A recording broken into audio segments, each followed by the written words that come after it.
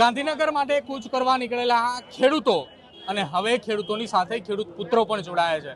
આપ જુઓ અહીંયા દ્રશ્યોમાં જેટલા દેખાઈ રહ્યા છે આ તમામ લોકો એ ખેડૂત પુત્રો છે.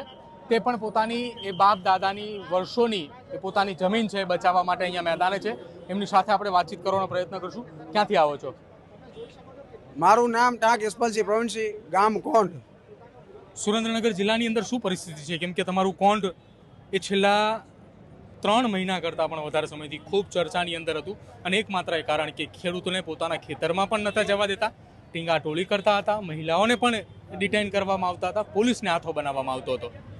અમારા ગામમાં છેલ્લા 2 મહિનેથી બહુ ગામ લોકો અને ખેડૂતો બહુ પીડિત છે.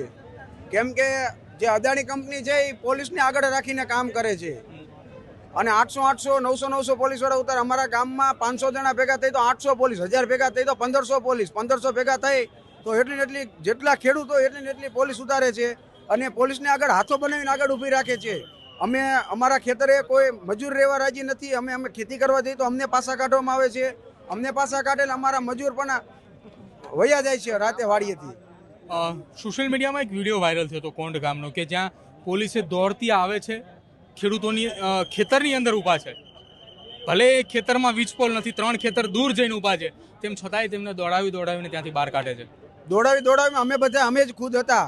અમે 2 ખેતરથી દૂર બેઠેલા હતા અને એ લોકોને જબરદસ્તી કામ કરવું હતું.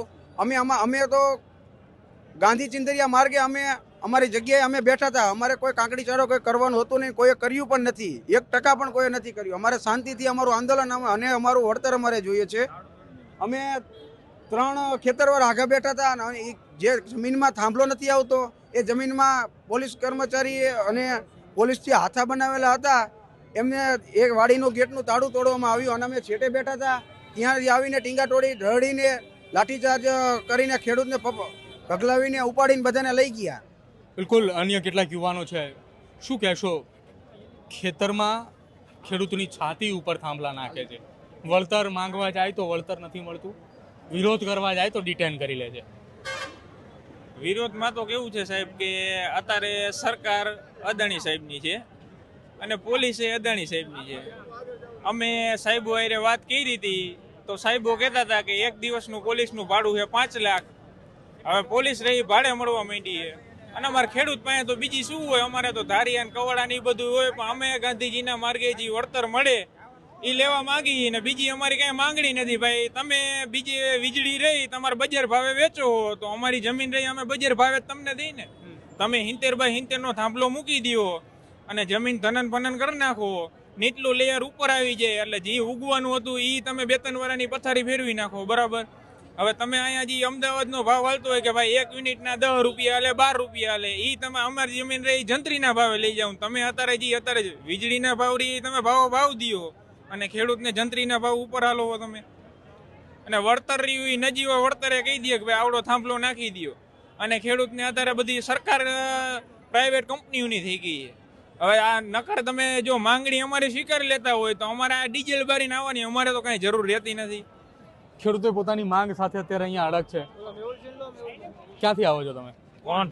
કોંઢથી. એક સવાલ મારે તમને પૂછવો છે. કોઈ બિલ્ડિંગ અથવા કોઈ ખેતરમાં મોબાઈલ ટાવર ઊભો કરવામાં આવે તો દર મહિને એને ભાડું મળે, દર 5 વર્ષે 3 વર્ષે જે કરાર પ્રમાણે એને ભાડામાં વધારો પણ મળે. જમીનમાં જ્યારે એ વીજ ટાવર ઊભો કરવામાં આવે અથવા તો એ ટાવર લાગે ત્યારે એને અમુક રકમ પણ મળે. તો વીજ પોલમાં કેમ એવું નથી? હવે આ સરકાર રહી ને આંધળી બેડી, એને ખેડૂતનું હિત નથી ઈચ્છવું, એને કંપનીનું હિત ઈચ્છવું છે. કારણ કે ખેડૂત ગરીબ છે એટલે એ કોઈ એવો ચૂંટણી ફંડ આપવાનો નથી, સરકારને નથી આપવાનો.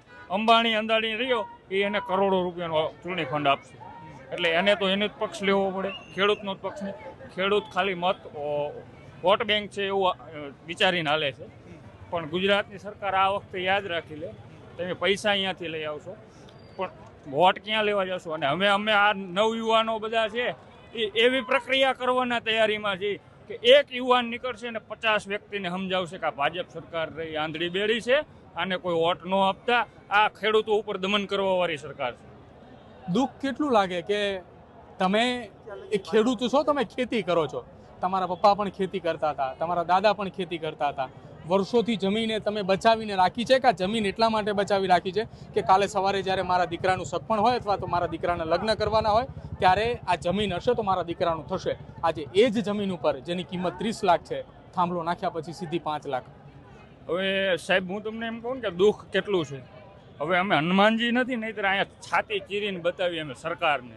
અને સરકાર એવી કોઈ રામ નથી, એ રાવણ છે. રાવણ સરકાર રહી ને ભાજપ સરકાર રાવણ છે. અત્યારે અમે હનુમાનજી છીએ, અમે છાતી ચીરીને દેખાડવા તૈયાર છીએ, પણ સરકાર રામ બનવા તૈયાર છે? સરકાર રામ બનવા તૈયાર હોય તો અમે અમારી વેદના ખોલવા તૈયાર છે. હવે અત્યારે આટલા જન્મેદની ઉમટી છે ને, તો નાનો એવો કોઈક લોલીપોપ આપશે, નાનો એવો કે સરકારને અમે આ આપ્યું, ભાઈ ખેડૂતને અમે આ આપ્યું, આ આપ્યું, એવું બધું કહી અને એના મુદ્દાને ઠારવાના પ્રયાસો કરે. અમે ઠરવા નહીં દઈએ. અમે નવયુવાનો હવે જાગ્યા છીએ.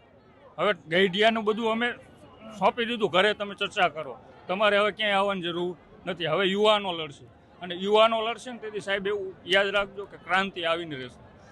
બિલકુલ. તો આ સુરેન્દ્રનગર જિલ્લાના કોંઢ ગામના ખેડૂતો છે કે જે જગ્યા ઉપરના દ્રશ્યો સોશિયલ મીડિયામાં વાયરલ થયા હતા, જ્યાં 3-3, 4-4 ગામ ખેતર દૂર ખેડૂતો બેઠા હતા, એમને દોડાવ્યા હતા, એમને પોલીસે દોડાવ્યા હતા. આ એ કોંઢના ખેડૂતો છે જે અત્યારે પોતાની વાત લઈને આવ્યા છે અને વાત મૂકવા આવી રહ્યા છે અને કહી રહ્યા છે કે અમે હનુમાન બનીને તૈયાર છીએ, છાતી ચીરવા માટે તૈયાર છીએ, પણ તમે રામ બનવા માટે અથવા તો સરકાર રામ બનીને બતાવે. ત્યારે જ ન્યૂઝરૂમ ગુજરાતની યુટ્યુબ ચેનલને સબસ્ક્રાઇબ કરો અને ઇન્સ્ટાગ્રામ અને ફેસબુક પર ફોલો કરો. અપડેટ રહો, સત્યની સાથે રહો.